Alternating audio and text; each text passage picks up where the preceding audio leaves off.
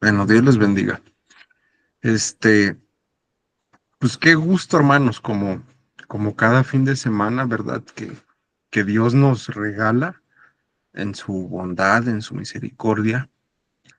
Este, seguimos trabajando, seguimos con el estudio, un estudio, la verdad, muy, muy bonito, introductorio en el área de hermenéutica, si ustedes lo quieren, pero pues que nos abre mucho el panorama cuando nosotros, oramos y tenemos también esta disciplina de estudio, pues evidentemente el Señor nos va confiando un entendimiento cada vez mayor de la escritura y esto es muy lindo porque nuestra vida se ve sanada en muchas áreas. Esa es, desde mi punto de vista, el mayor beneficio que nosotros vemos en las escrituras, ¿no? Este hecho de que nuestra vida, nuestras emociones, pues son sanadas, evidentemente, cuando nosotros vamos estudiando la palabra, vamos descubriendo, ¿verdad? Pues qué es lo que Dios tiene para nuestra vida. Entonces, pues de verdad, de todo corazón, espero que sea de bendición estos estudios. Y fíjense, el día de hoy seguimos, porque acuérdense que en hermenéutica, estamos en esta etapa donde estamos estudiando los tipos antropológicos de Cristo, ¿no? Sabemos que la Biblia tiene distintos tipos, ¿no? Dentro de ellos están los antropológicos, o sea aquellos que son personajes que tienen alguna vinculación teológica con nuestro Señor. Y hoy vamos a estudiar precisamente el caso de Isaac. Hace muchas semanas, bastantes diría yo, ya habíamos dado algunos datos interesantes de, de estas similitudes entre Isaac y nuestro Señor. A priori al trabajo del día de hoy, al pequeño estudio del día de hoy, vamos a retomar algunas de las semejanzas, las vamos a ampliar, pero pues también vamos a ver algunas diferencias, ¿no? Aquí me gustaría destacar que contrario a lo que muchos piensan, y de hecho creo que muchos de nosotros en la escuela bíblica, cuando íbamos, ¿verdad? Nos daban los dibujitos para colorear y veíamos que Isaac era un niño, pero la realidad es que Isaac murió exactamente a la misma edad que nuestro Señor murió en la cruz.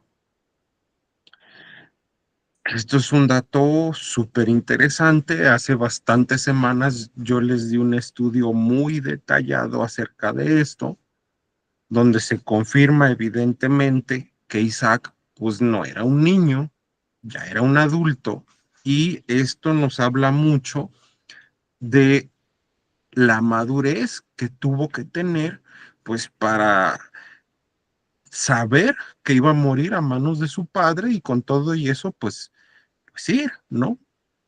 Probablemente también Isaac tenía en mente esta situación donde Abraham dice que Dios proveería el sacrificio, proveería si no me recuerdo, la Reina Valera 60 dice el carnero. Pero digo, eso es a grandes rasgos, es uno de los temas interesantes que en Israel Biblical Studies estuvimos abordando. Y bueno, ahorita vamos a dividir este estudio en dos vertientes, ¿no? Semejanzas.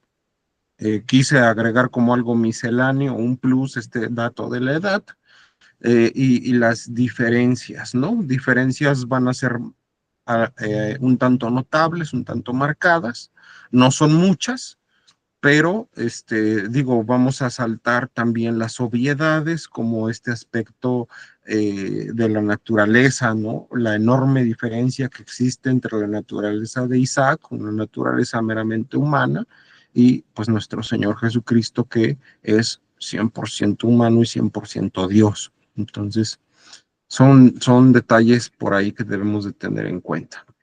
Ahora, semejanzas. Acuérdense que estas y todo el área de hermenéutica es mucha lectura de la Biblia, mucho estudio de la Biblia, ¿no? Fíjense, hay una narración de cómo fue la concepción tanto del Señor Jesucristo como de Isaac, ¿no? Evidentemente, esta es una de las semejanzas más curiosas, porque si nosotros recordamos, pues Isaac sí fue concebido de una manera muy fuera de los estándares de la normalidad. Vamos a darle lectura si gustan y vamos a empezar a comentar. El día de hoy, contrario a lo de otros estudios, le vamos a estar dando lectura a la Reina Valera. Ya en otras versiones hablábamos desde la versión Dios habla hoy, pero a lo que atañe a este estudio, el día de hoy vamos a estar dando lectura a la Reina Valera y vamos a empezar por ahí de Génesis 17. Hay bastantes versículos que nos hablan de este momento en particular de la concepción sobrenatural de Isaac y los vamos a estar comentando. Vean, vamos a empezar con el 15 hasta el 19, de ahí nos saltamos al 18, capítulo 18. Perdón, dice lo siguiente. Génesis 17, 15. Dijo también Dios a Abraham, a Sarai tu mujer no la llamarás Sarai, mas Sara será su nombre. Y la bendeciré y también te daré de ella hijo. Sí, la bendeciré y vendrá a ser madre de naciones, reyes de pueblos vendrán de ella. Entonces Abraham se postró sobre su rostro y se rió y dijo en su corazón, a hombre de 100 años ha de nacer hijo, y Sara ya de 90 años ha de concebir. Y dijo Abraham a Dios, ojalá Ismael viva delante de ti. Respondió Dios, ciertamente Sara tu mujer te dará a luz un hijo, y llamará su nombre Isaac, y confirmaré mi pacto con él como pacto perpetuo para sus descendientes después de él. Digo, creo que es más que evidente que una mujer de 90 años pues ya no se puede embarazar. Es necesario por ahí que nosotros tengamos en claro, ¿verdad? Que hay una similitud, pero al mismo tiempo hay una diferencia en este punto de la concepción sobrenatural. ¿Por qué? Porque aquí lo sobrenatural es que una mujer de 90 años pues queda embarazada de su esposo de 100 años, ¿verdad? Pero en el caso del Señor es precisamente su concepción física, ojo, física, algo meramente guiado por el Espíritu Santo, ¿sí? Lucas, este creo que es el evangelio que tiene como más en orden cronológico precisamente todos estos tipos de datos. Lucas precisamente habla de esto, ¿verdad? Lucas 1, 30 al 35 precisamente nos habla de esto. Nos habla de lo sobrenatural, ¿verdad? De la concepción de nuestro Señor Jesucristo. Vean qué preciosa la palabra del Señor. Dice, entonces el ángel le dijo, María, no temas porque has hallado gracia delante de Dios. Y ahora concebirás en tu vientre y darás a luz un hijo y llamarás su nombre Jesús. Este será grande y será llamado Hijo del Altísimo, y el Señor le dará el trono de David su padre. y reinará sobre la casa de Jacob para siempre, y su reino no tendrá fin. Entonces María dijo al ángel, ¿cómo será esto? Pues no conozco varón. Respondiendo el ángel, le dijo, el Espíritu Santo vendrá sobre ti y el poder del Altísimo te cubrirá con su sombra, por lo cual también el santo ser que nacerá será llamado Hijo de Dios. Digo, esto es como que la doctrina súper básica, ¿no? Pero pues es necesario tener este puente. Vean, hay una diferencia abismal con todo y esto. Si bien Isaac sí nace de manera sobrenatural, la gran y enorme diferencia, pues es que Isaac no es formado directamente por Dios, ¿no? Ahora, entendamos esto también. A mí, o sea, yo sé que ya lo entendemos, pero siempre lo vuelvo a decir, no está de más. Nosotros sabemos que el Señor Jesucristo todo el tiempo, antes del tiempo, ya estaba. O sea, Él es Dios, ¿sí? Aquí estamos hablando de su estado encarnado. Ahora, evidentemente, hay una serie de patrones interesantes, como el deleite que ocasionaban estos personajes, tanto Isaac como el Señor Jesucristo, este deleite que ocasiona al Padre Celestial. Qué precioso, ¿no? Isaac deleitaba a su Padre. Nuestro Señor deleita a nuestro Padre. Vean Génesis 22:2. Aquí vamos a estar yendo mucho del Antiguo Nuevo Testamento, Antiguo Nuevo Testamento. Génesis ya crecido, acuérdense que perdón, Isaac permite, ¿verdad? Que Abraham lo amarre para que lo sacrificara. Sabemos que no lo sacrificó, pero él ya era un adulto de la misma edad que el Señor Jesucristo. Ojo, cuando el Señor Jesucristo murió, 33 años aproximadamente. Vean qué interesante, Génesis 22:2. Y dijo, toma ahora tu hijo, tu único, Isaac, a quien amas, y vete a la tierra de Moriah.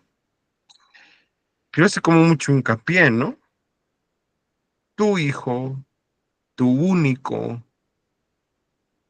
aquí está jugando con el hebreo, ¿no? Porque recordemos que precisamente Isaac en el hebreo tiene esta connotación, pues, de la risa, ¿no? Es como decirle tu alegría a quien amas. Pero vean qué hermoso, igual Lucas. Lucas nos habla de una manera muy devocional acerca de la vida de nuestro Señor. Sabemos evidentemente que nuestro Señor deleita al Padre. Es algo maravilloso. Vean Lucas 3:22. Este pasaje está muy lindo. Lucas 3:22 dice, y descendió el Espíritu Santo sobre él en forma corporal como paloma, y vino una voz del cielo que decía, tú eres mi Hijo amado, en ti tengo complacencia. Qué impresionante, ¿no? Qué hermoso es ver que nuestro Señor es tan perfecto, tan santo, que Dios el Padre siente esa complacencia, ese placer con Él, ¿no? Qué maravilloso. Ahora, igual aquí en Génesis 22, vamos a estar yendo y viniendo, acuérdense, Génesis 22, versículo 2, también dice algo muy importante, ya lo decíamos hace unos minutitos. Habla precisamente de Isaac en ese contexto, tu único, dice, ¿verdad? Ya estaba Ismael.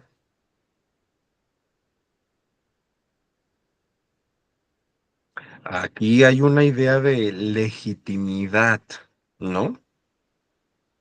De promesa, de pacto. Y esa misma idea se encierra cuando se habla del Señor Jesucristo.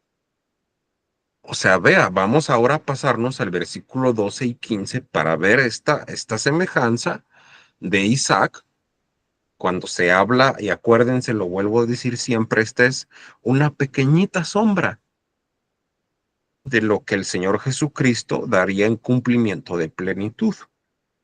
Plenitud como el Hijo unigénito de Dios del Padre. Aquí está hablando de Isaac, pues evidentemente desde una postura diciendo sí, en ese momento, acuérdense, ya estaba Ismael. ¿A qué se refiere con unigénito? A una validación de pacto, de promesa, ¿sí? Que dice más adelantito, versículo 12 de Génesis 22, un poquito adelante. Y dijo, no extiendas tu mano sobre el muchacho ni le hagas nada, porque ya conozco que temes a Dios por cuanto no me rehusaste. Tu hijo vuelve a ser esa pausa, tu único. Versículo 15. Y llamó el ángel de Jehová a Abraham por segunda vez desde el cielo. Reitero, ese énfasis no quiere decir que pues, no estaba Ismael, ¿no? Quiere decir evidentemente que hay una continuidad del pacto de Dios. Ahora, está precioso el Evangelio de Juan porque desde el inicio, desde el capítulo 1, se nos habla de nuestro Señor Jesucristo como el unigénito Hijo de Dios. Estos versículos son famosísimos, ¿no? Juan 1:14, un versículo precioso. Y aquel verbo fue hecho carne y habitó entre nosotros y vimos su gloria, gloria como del unigénito del Padre, lleno de gracia y de verdad. Versículo 18, a Dios nadie le vio jamás, el unigénito Hijo que está en el seno del Padre, Él le ha dado a conocer. Hay una diferencia abismal nuevamente aquí, ¿no? Por un lado, sí se dice de Isaac, él preserva esta casta de la fe, a eso se refiere en ese contexto con unigénito, pero el Señor Jesucristo evidentemente está muchísimo más elevado. ¿Por qué? Porque Él es Dios mismo,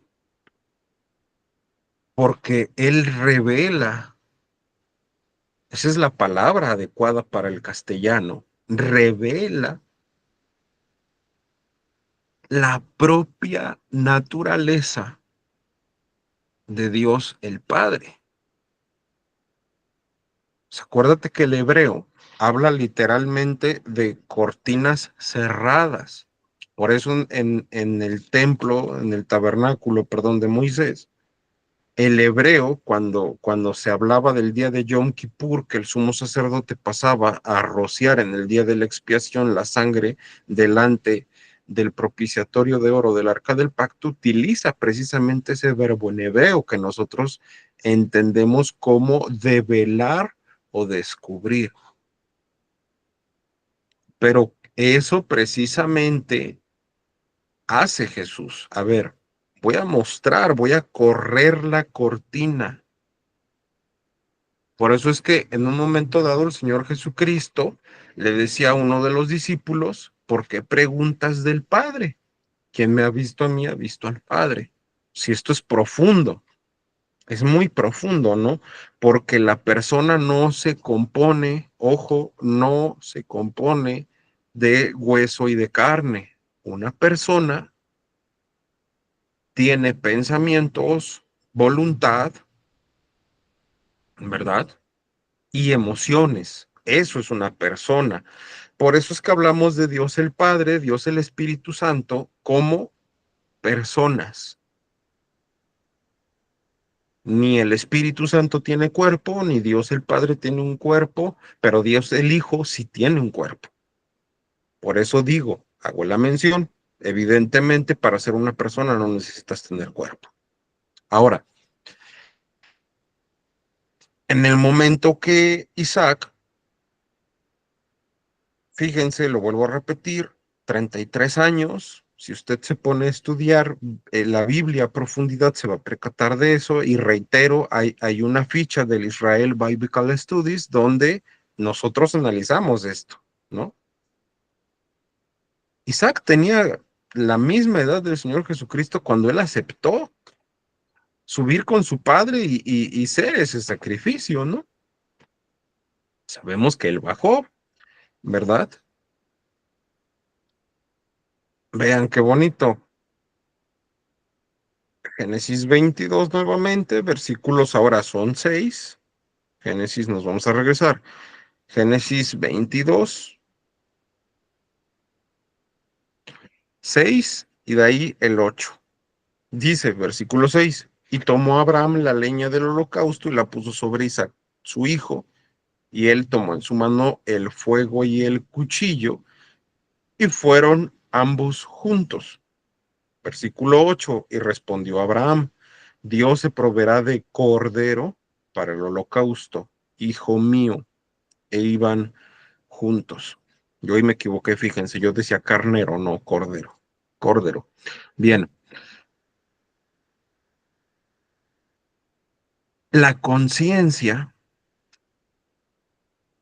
de obedecer es un punto bien interesante aquí, la semejanza. Jesús tiene un estado de conciencia mucho más elevado. ¿Por qué? Porque sabía cómo iba a morir. Desde niño, imagínense, esto es parte de cosas que a veces no pensamos, pero Jesús creció con su padre, él fue carpintero, evidentemente desde niño manipuló las mismas herramientas que le iban a atravesar las manos y los pies, labró la misma madera donde iba a pender su cuerpo y su sangre iba a estar ahí. Tomó la decisión de obedecer. Aquí la enorme diferencia nuevamente de la obediencia radica en la conciencia. Isaac no tenía ni la más mínima idea desde niño que cuando fuera adulto tendría que acceder a la petición de su padre. Y ojo, Isaac no murió.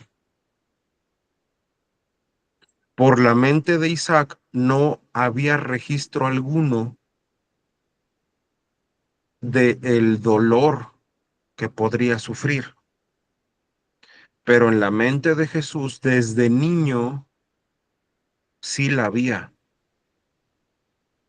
Mientras él estaba trabajando con su padre en la carpintería, él ya sabía que esos mismos clavos que estaba golpeando eran los clavos que iban a perforar sus manos y sus pies.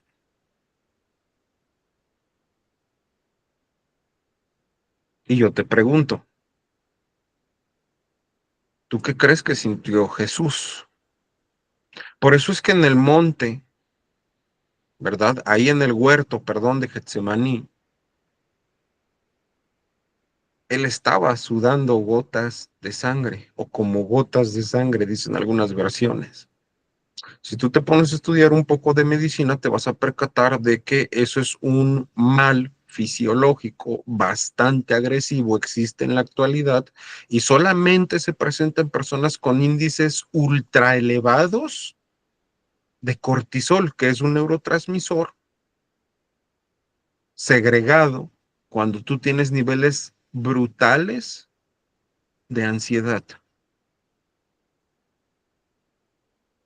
Hermano, hay una diferencia enorme en la obediencia de Isaac y de nuestro Señor, y es la conciencia. Una cosa es obedecer sin saber lo que puede pasar, y otra es obedecer sabiendo lo que va a suceder. y el dolor que se va a experimentar. Son niveles de obediencia totalmente distintos. Ahora, vean, por favor, Hebreos 9 nos habla precisamente de lo hermoso que es nuestro Señor, lo hermoso de su sacrificio, lo hermoso de su presentación como ofrenda perfecto en todo aspecto. Hebreos 9:14 dice, cuanto más la sangre de Cristo, el cual mediante el Espíritu Eterno se ofreció a sí mismo sin mancha a Dios, limpiará vuestras conciencias de obras muertas para que sirváis al Dios vivo. También un poquito adelante, en Hebreos 10:10 dice lo siguiente, en esa voluntad somos santificados mediante la ofrenda del cuerpo de Jesucristo hecha una vez para siempre. Ahora, si tú te pones a leer Génesis 24, te vas a percatar de que la esposa de Isaac, pues es una esposa gentil.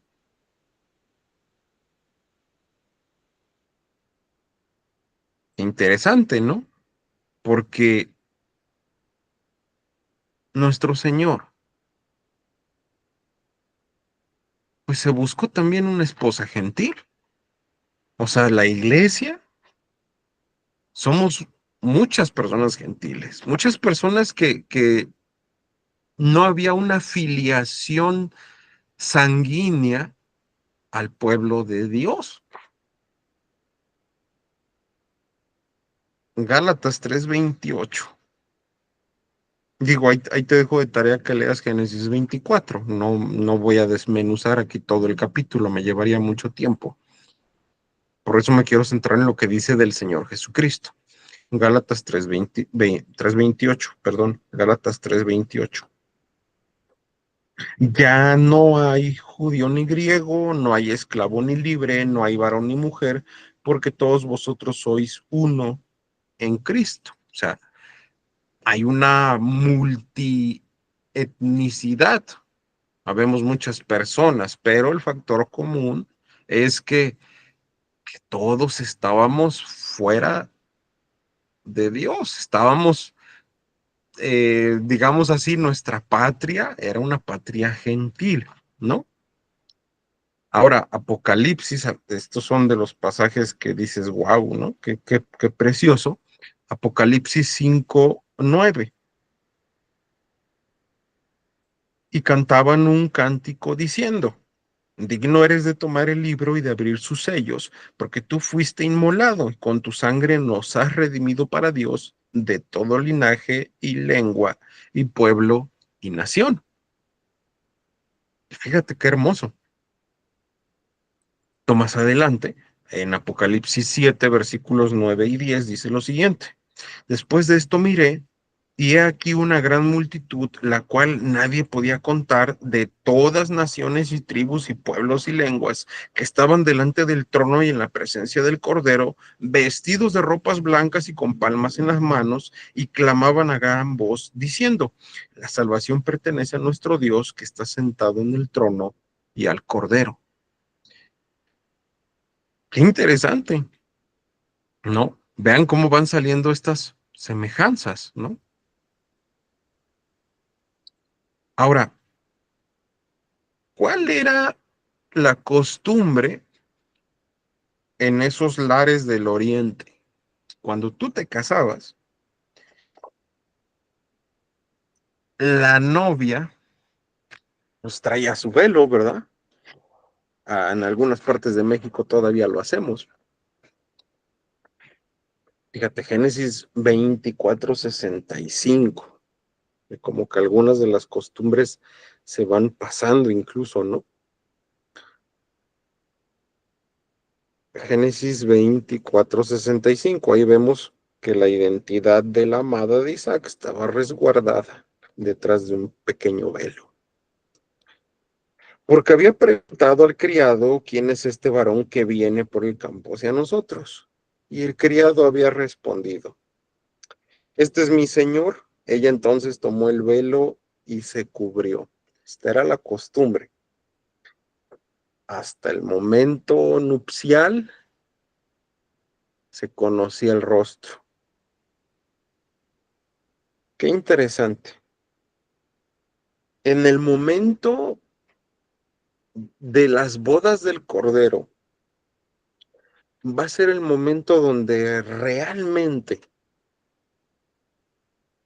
se ve el rostro de la iglesia, de la verdadera iglesia. Porque ya hemos hablado en algún momento de esto, ¿no? Hay algunos especialistas de la eclesiología que dicen que hay una iglesia militante, que es la iglesia visible, todos los que van al templo, pero pues hay otra que es la invisible, ¿no? Que somos pues todos aquellos que hemos nacido de nuevo. No somos perfectos, pero hemos nacido de nuevo por la misericordia de Dios. Y que todos esos, los que hemos nacido de nuevo según la Escritura, pues vamos a ser salvos. Amén. Esos somos los que formamos la verdadera iglesia. ¿Cómo se va a saber la identidad? Bueno, pues hasta que estemos allá arriba, aquí no se va a saber realmente.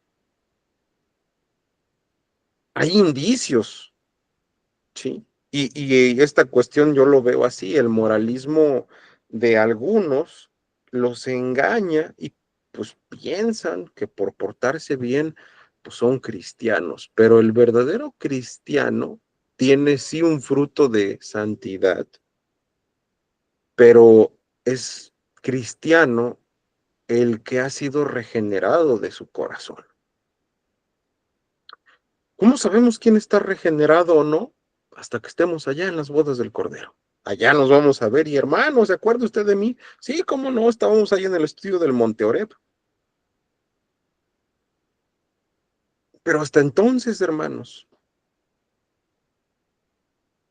hasta entonces, ya cuando estemos allá con el Señor, ahí nos van a quitar el velo. Ahí se va a saber la identidad. Ahora, fíjense qué padre. Diferencias. Ay, escuché por ahí, por ahí, por ahí, por ahí. Ah, veo la manita levantada, mi hermano. Sí, hermano, soy una pregunta que no es con relación al tema que venimos estudiando, pero ya que usted menciona, sí, sí, parte de lo que va usted explicando me genera la pregunta. Sí, hemos nacido de nuevo por la misericordia y la gracia del Señor, nos ha entregado el don de la fe en nuestro Señor Jesucristo, limpió nuestros pecados, ¿verdad? Hay una enseñanza sobre la seguridad de la salvación. Usted puede, por favor, aportar cómo se entiende esto. Nosotros tenemos sé que está el testimonio interno que hace el Espíritu Santo, ¿verdad?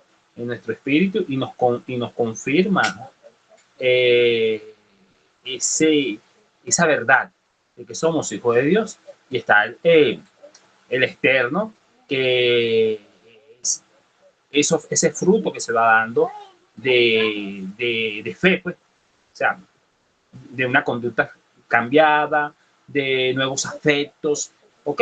Entonces, si usted puede aportar un poquito más al entendimiento a esto que le hago, cómo entender la seguridad de la salvación. Bien, bueno, yo recuerdo personalmente cuando era un nuevo creyente, yo se los he platicado, yo fui alguien con adicciones, ¿sí? Yo les voy a poner mi ejemplo y mi testimonio, ¿no? No soy perfecto, obviamente, pero en ese caminar fuera de Dios, y ojo, yo conozco desde los 5 años, ¿sí? O sea, yo de escuchar la Biblia tengo más de 22 años, pero de cristiano yo nací de nuevo a los 18 años. Entonces, cuando Dios llega a mi vida, realmente llegar a mi vida, yo abandoné muchas prácticas que yo tenía. ¿Por qué? No porque me dieran vergüenza, no por temor de irme al infierno, no, yo no abandoné por eso esa vida. Yo lo abandoné porque yo sentí desde el momento que el Espíritu Santo entró a mi corazón que ofendía a Dios. Conforme fueron pasando los años y fui estudiando la Biblia, me percaté que el Evangelio de Juan sí es muy claro y nos dice que solamente aquellos que sienten pesar por ofender a Dios con su pecado y que tienen, como dice el propio Señor Jesucristo, hambre y sed de justicia, son aquellos que han nacido de nuevo. Porque este es como que el punto. O sea, a mí la verdad que me impresiona que los calvinistas y los arminianos estén peleando todavía por cosas tan básicas, ¿no? Porque el calvinista dice, es que tú fuiste predestinado. Y pues sí, es una doctrina bíblica del libro de Romanos. El arminiano dice, es que tú tienes que hacer cosas, ¿no? Tienes que dar fruto. También estoy de acuerdo con ello. Pero a ver, yo conozco teólogos de las dos ramas que no saben esto. O sea, a ver, ¿cómo sabes de la seguridad de la salvación? Está sencillito.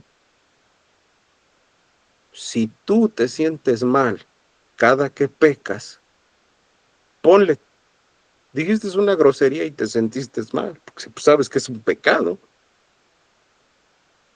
¿No? Pues, quiere decir que el Espíritu Santo está trabajando en ti, en tu conciencia, o dijiste es una mentira o algo, ¿no? Entonces te sentiste mal y el Espíritu Santo te hace sentir que tú pecaste y le dices, Señor, perdóname porque pues sé que he pecado.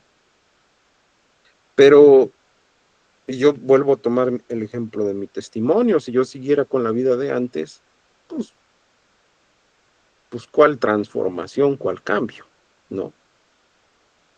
Los cristianos no somos moralistas, somos regenerados, ¿sí? Que hay personas en el mundo que no toman, que no fuman, que no se drogan, que no están con mujeres, pero no son salvos. El día que ellos se mueran, se van a ir al infierno. Y ya vemos cristianos que pasamos por una vida fatal, moral, y que el Espíritu Santo un día llega y nos frena y a veces llegamos a tener reincidencias y Dios nos disciplina hasta que nosotros enderezamos nuestros pasos y entonces decimos, Señor, hasta aquí. Empezamos a caminar con Dios, dependemos de su espíritu para vivir en una vida sobria, abstemia del pecado predominante en nosotros. Y esa es la gran insignia del verdadero creyente, ¿no? Tiene una fe que lucha por la pureza, dice el apóstol Pedro. Y fíjense, retoma de Levíticos. Sí, esto es súper antiguo, pero es el mismo principio desde Levíticos hasta, perdón, desde Génesis hasta Apocalipsis, desde Levíticos hasta Pedro. Sed santos porque yo soy santo, dice el Señor, ¿no? También Pedro dice, vosotros sois real sacerdocio, nación santa, pueblo adquirido por Dios, para que anunciéis las virtudes de su nombre. ¿Cómo sé si soy salvo, hermano? Está sencillito. Observa tu corazón. Si tus emociones, si tus deseos son exactamente los mismos deseos cochinos, pecaminosos, asquerosos, de que antes de que conocieras de Dios, pues estás bien perdido. Pero si tú dices, hermano, yo deseo cantarle una canción a mi Dios, yo deseo derramar mi corazón en oración, a mí me gusta hacer una oración y decirle a Dios que le amo y que gracias por ese sacrificio en la cruz, por su sangre preciosa. Si te duele tu pecado, Salmo 51. Hermano, hermana, tú has nacido de nuevo. Ese es el punto medular.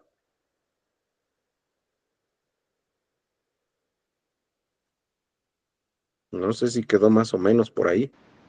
Hermano, muchas gracias. Gracias por su aporte, por compartir su testimonio con nosotros. Y sí, hermano, gracias, gracias por dar esa guianza. Gracias. Continúo con la clase. Amén. Yo creo que ya los dos hermanos que se salieron dijeron, híjole, el hermano era adicto, ya nos vamos. Pero no, hermanos, yo comento mi testimonio porque Dios me cambió mi vida. Miren, yo soy psicólogo de profesión. A mí nadie me va a decir que es que Dios te cambie el corazón porque yo lo viví, yo lo vivo. Y créanme, te- tengo una foto de cuando yo andaba en la adicción, yo pesaba 60 kilos.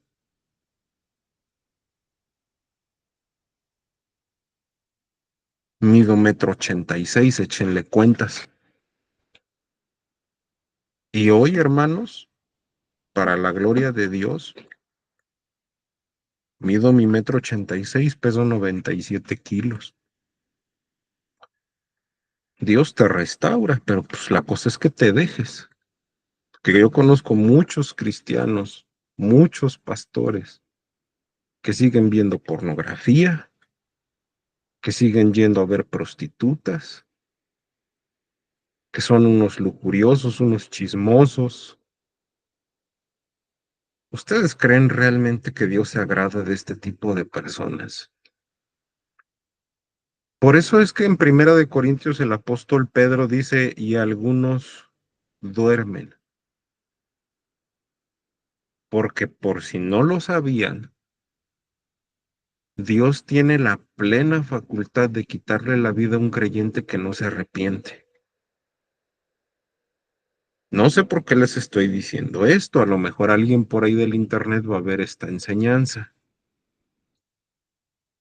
pero hermanos, de verdad, a nosotros nos han dicho y nos han vendido una gracia barata, pero cuando uno estudia la Biblia, uno sabe que Dios te demanda y te exige santidad de veras, de esa que se prueba con ácido, de esa que se prueba, valga la redundancia, con pruebas que sí son realmente escabrosas. Hace unos días yo veía un meme, perdón que me salga del tema, pero es importante. Yo veía un meme donde había varios personajes de la Biblia, dentro de ellos Sansón, que decía es que me tentó esa mujer y José se le quedaba viendo, ¿no? En el meme, como diciendo, a mí me quiso seducir la mujer de Potifar.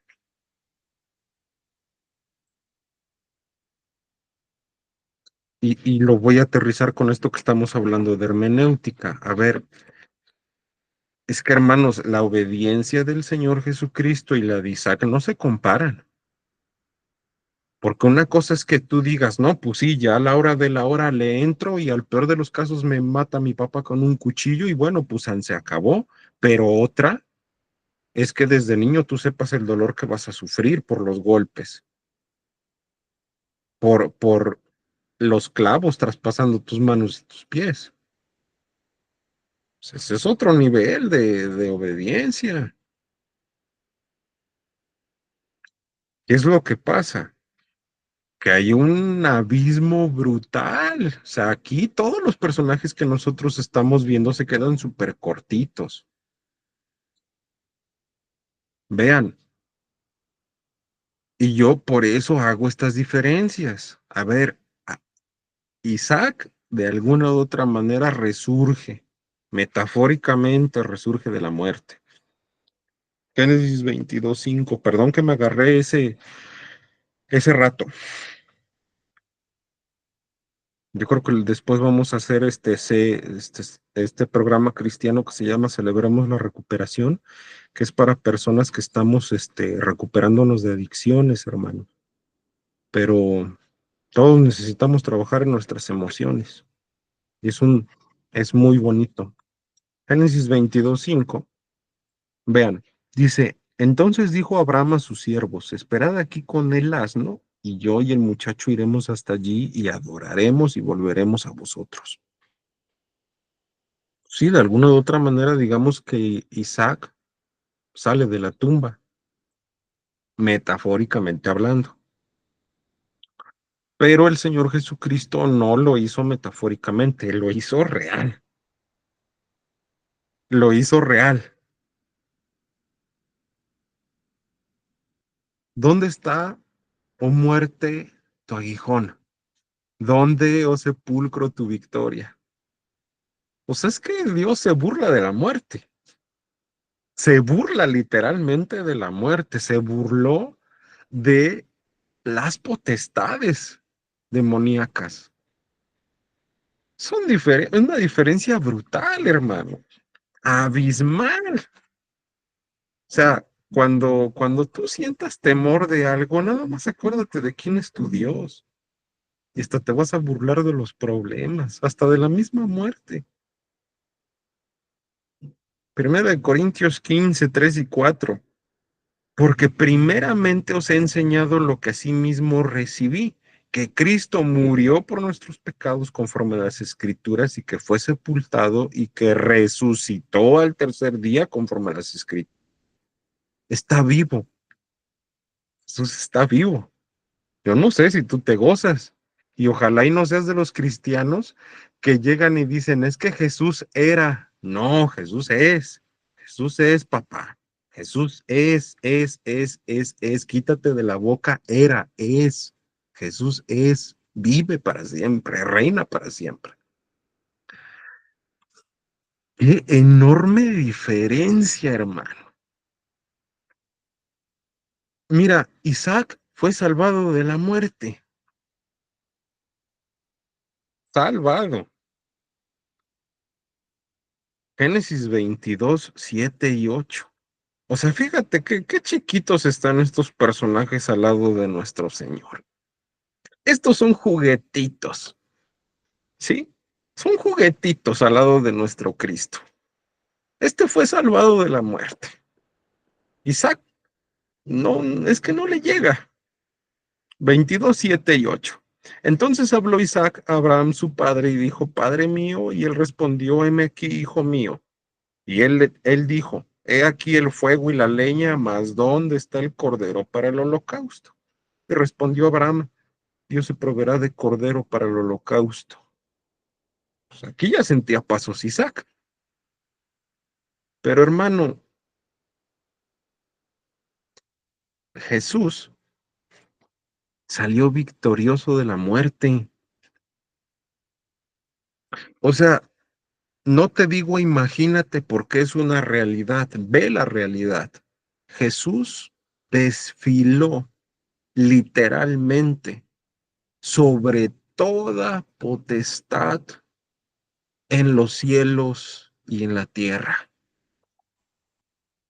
Le quitó todo dominio al diablo, derrotó al pecado y a la muerte. Está sentado a la diestra del trono de Dios. Es que no hay comparación, mi hermano. No hay comparación. ¿Te das cuenta?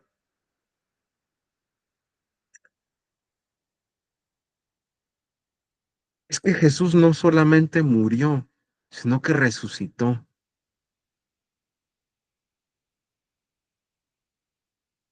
Juan 1:29. Fíjate qué hermoso es nuestro Dios. Ojalá y lo dijo con toda la seriedad, ojalá y lo veas. Qué hermoso es nuestro Dios. Yo no sé si tú te gozas, yo me gozo. El siguiente día vio Juan a Jesús que venía a él y dijo, he aquí el Cordero de Dios que quita el pecado del mundo. Fíjate, quita el pecado. Aún con que Isaac hubiera muerto, su muerte no tendría ningún sentido, no tendría relevancia histórica. Aún el mismo Abel se quedó corto.